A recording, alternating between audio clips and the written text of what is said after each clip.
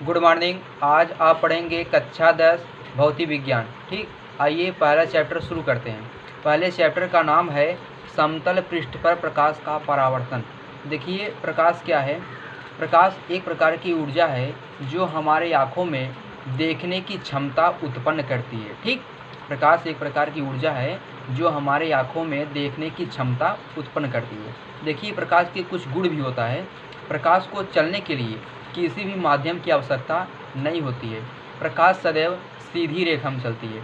निर्वात में प्रकाश की चाल जो होती है वह 3 × 10⁸ मीटर प्रति सेकंड होता है। ठीक, प्रकाश हमेशा पारदर्शी माध्यम से होकर ही गुजर सकता है। उसके बाद आप पढ़ेंगे किरणपुंज। देखिए किरणपुंज क्या है। प्रकाश के किरणों के समूह को ही किरणपुंज कहते हैं। किरणपुंज जो होता है यह 3 प्रकार का होता है: अभिसारी किरणपुंज, अपसारी किरणपुंज और समांतर किरणपुंज। देखिए जब प्रकाश की सभी किरणें एक ही बिंदु पर मिलती है तो उसे अभिसारी किरणपुंज कहते हैं। और दूसरा है अपसारी किरणपुंज। जब प्रकाश की सभी किरणें एक ही बिंदु से आती हुई प्रतीत होती है तो उसे अपसारी किरणपुंज कहते हैं। ठीक, तीसरा है समांतर किरणपुंज। जब प्रकाश की सभी किरणें एक दूसरे के समांतर होती है तो उसे हम समांतर किरणपुंज कहते हैं। उसके बाद अगला हेडिंग है प्रकाशिंग माध्यम। देखिए प्रकाश जिन माध्यमों से होकर गुजरता है उसी को प्रकाशिंग माध्यम कहते हैं।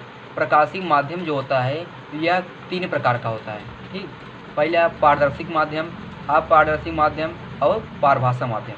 देखिए जिन माध्यमों से प्रकाश का अधिकांश भाग निकल जाता है उसे पारदर्शी माध्यम कहते हैं। ठीक, जैसे वायु, कांच इत्यादि।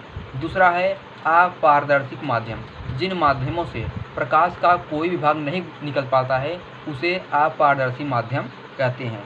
ठीक, जैसे लकड़ी, दीवार इत्यादि। तीसरा है पारभासक माध्यम।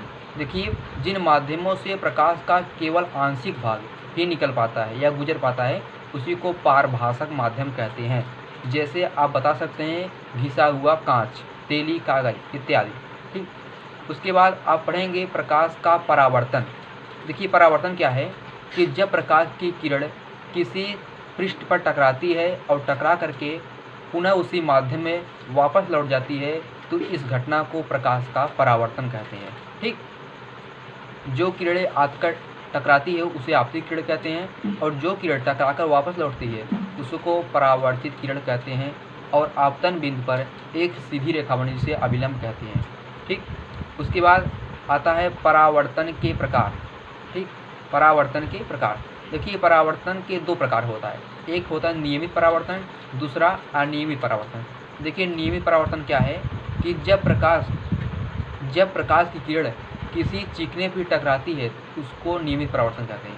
ठीक, किसी समतल पृष्ठ से होने वाले परावर्तन को नियमित परावर्तन कहते हैं।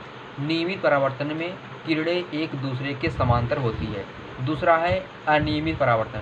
देखिए अनियमित परावर्तन क्या है कि जब प्रकाश का परावर्तन किसी खुरदुरे या रुक्ष तल से होता है उसे हम अनियमित परावर्तन कहते हैं।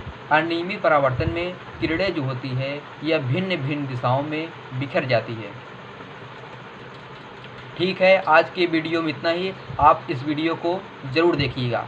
यदि वीडियो आपको अच्छा लगे तो लाइक कर देना। ठीक है, धन्यवाद।